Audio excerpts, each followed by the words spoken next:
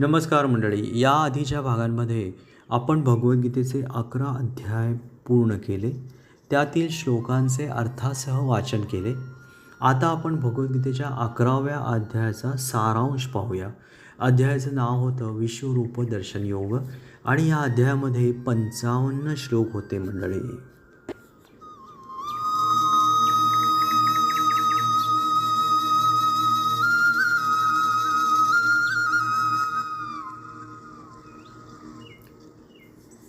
भगवद्गीतेचा 11वा अध्याय विश्वरूप दर्शन योग आहे, ज्यात श्रीकृष्णाने अर्जुनाला आपले विराट वैश्विक रूप दाखवले, ज्यात संपूर्ण ब्रह्मांड सामावलेले आहे आणि ज्यात सर्व देव, राक्षस तसेच सर्व प्राणी मात्र दिसतात, जे पाहून अर्जुन भयभीत झाला.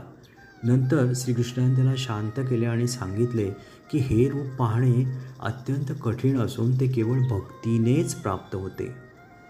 आणि यानंतर त्याने आपले शांत मानवी रूप दाखवले, ज्यामुळे अर्जुन पुन्हा शांत झाला आणि त्याला परमेश्वराचे स्वरूप समजले. आता ह्याचे काही जे महत्त्वाचे पॉईंट्स आहेत ते पाहूया. अर्जुनाने कृष्णाला त्याचे दिव्य, ऐश्वर्यशाली आणि विराट रूप पाहण्याची इच्छा व्यक्त केली. श्रीकृष्णाने आपले विराट, अनेक मुखे, हात आणि डोळे असलेले संपूर्ण ब्रह्मांड व्यापलेले रूप दाखवले, ज्यात सर्व काही समाविष्ट होते: सूर्य, चंद्र, देव, राक्षस, सर्व प्राणी. हे भयंकर रूप पाहून अर्जुन अत्यंत भयभीत झाला. त्याचे मन विचलित झाले आणि तो म्हणाला की हे रूप पाहून मी मूळ स्थितीला परत आलो आहे. कृष्णाने सांगितले की हे रूप पाहणे अत्यंत दुर्लभ आहे आणि ते वेदांनी, तपस्या, दान किंवा यज्ञ यांनीही शक्य नाही.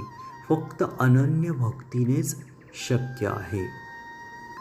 अर्जुन श्रीकृष्णाला पुन्हा शांत होण्यास सांगतो आणि श्रीकृष्ण आपले शांत चतुर्भुज मानवी रूप दाखवतात, जे पाहून अर्जुन पुन्हा शांत आणि स्थिर होतो.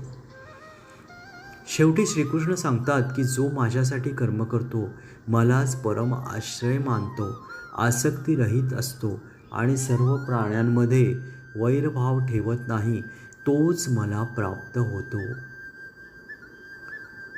आणि यातून श्रीकृष्णाने काही संदेश आपल्याला दिला आहे की ईश्वराच्या सर्वव्यापी स्वरूपाचे दर्शन घडवून ते दर्शवतो की परमेश्वराचे ज्ञान आणि दर्शन हे केवळ भक्ती आणि शरणागतीनेच शक्य आहे, भौतिक साधनांनी नाही.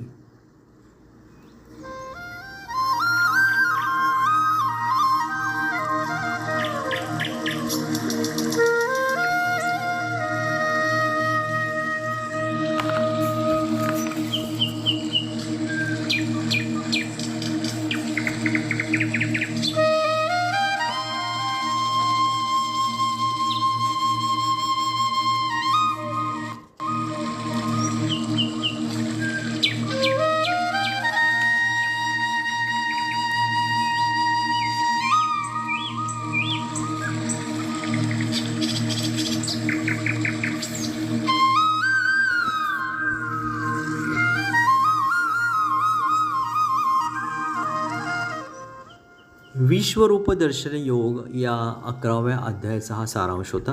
यापुढील अध्याय आहे 12वा, द्वादश अध्याय. अध्यायाचं नाव आहे भक्ती योग आणि या अध्यायामध्ये 20 श्लोक आहेत मंडळी. तेव्हा आपण त्याच्या अध्यायातल्या श्लोकांचं अर्थासह वाचन पुढील भागात पाहूया. ओम नमो भगवते वासुदेवाय.